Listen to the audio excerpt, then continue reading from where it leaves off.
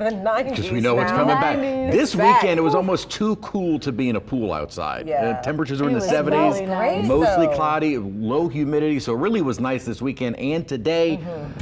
But the 90s are coming. Temperatures by the end of the week and through the weekend and next week. We'll talk more about it in a moment and kind of show you what is going on. Right now, though, very pleasant outside. We're under mostly clear skies. Temperatures in the 60s, humidity 62, so a very pleasant evening, but some changes are on the way. You can already tell with the wind now out of the south, or at least a southerly component to the wind, west-southwest right now at 6 miles an hour, and during the day tomorrow, it'll be almost a due south wind. Now, the upper and surface low that have kept us under the cloudiness, spotty showers over the last several days, also brought in that drier air. Really felt pretty nice during the day Saturday, but Saturday night is when it really started to come down. The humidity dropped behind kind of a weak front. Now that drier air mass was with us all day Mother's Day and today, but it's leaving. Temperatures in the 60s outside right now, still 70s out at the lakefront, and dew points in the lower 60s. May not see the dew points drop a whole lot during the night because those winds are now starting to come off of the Gulf and more moisture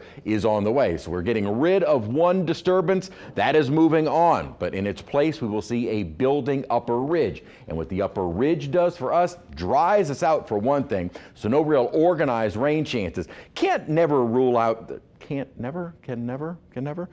rule out an isolated shower along the Gulf Coast just because we're going to have ample moisture. But with this upper high in place, it's going to be very difficult to see any real organized rain chances. Now, if that center stays down into the Gulf, we're probably safe with about a 90, 91 degree temperature. If this high starts to get a little bit closer to us, as it does later in the week next week, it means we could be in the more lower mid 90s. And that high, notice this is a 10-day forecast. I stop it here Thursday, May 22nd, and we are still under the control of that upper high. So we are expecting kind of a prolonged period of hotter temperatures. Whereas this weekend was cool, we're back to normal tomorrow, 85, a little above average on Wednesday. The records, though, are here at the bottom, and I show those because even though we are getting into the 90, 91 degree range, we're still a far cry from records, which are generally in the mid 90s. So this is about the time of year that we do start seeing 90s. On average, the first 90 at MSY is May 18th. If our first 90 is on Thursday, that's May 15th. Basically right on time, right on schedule. The upper and surface low moving away, still some scattered showers across much of the southeast, now moving more toward the eastern seaboard.